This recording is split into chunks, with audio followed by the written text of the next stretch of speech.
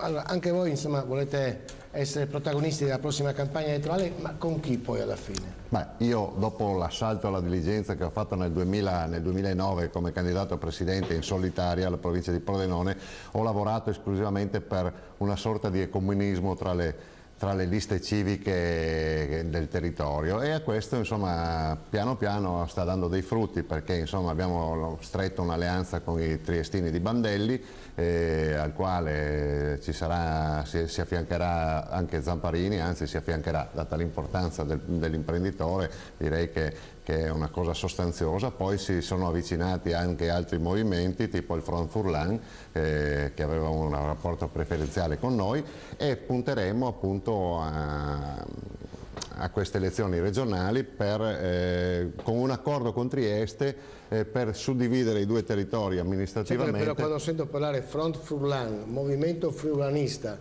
e sento parlare di Trieste, ma c'è una logica, un po' di capelli dritti. Questa alleanza ha una logica, nel senso che va a vantaggio sia dei triestini, no, conoscendo il campanilismo che con questa storia dei campanilismi siamo andati sempre a creare danni a noi stessi e anche al Friuli intero, quindi è ora di superare queste cose, assolutamente sono anacronistiche, non è più il caso di fronteggiarci, ma anzi di unirci per levare i padroni esterni che abbiamo in Friuli. Non vogliamo padroni da Roma, non vogliamo padroni da Milano, non vogliamo padroni da Genova, perché con il Movimento 5 Stelle si prospetta un capo genovese.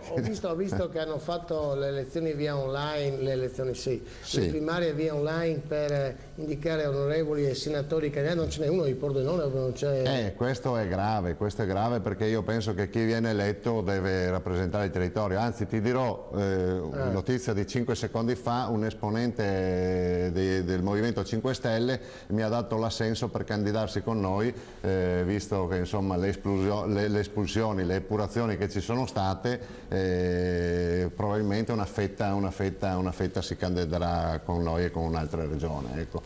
Poi volevo dire un'ultima cosa riguardo agli stipendi. Il primo provvedimento di chi sarà eletto, no? Noi firmeremo una carta, quelli che andranno in lista, sarà quello di dimezzare gli stipendi, dimezzarsi lo stipendio.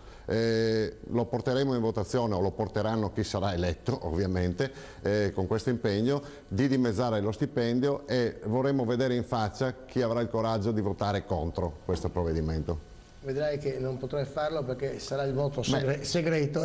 E allora noi abbiamo già la contromossa, nel senso che devolveremo il 50% dello stipendio a una casa di riposo, o agli asili, o a chi ne ha bisogno. Gianni Sartor, Movimento Autonomista Friulano, grazie. La provincia di Pordenone ha investito quasi 2 milioni di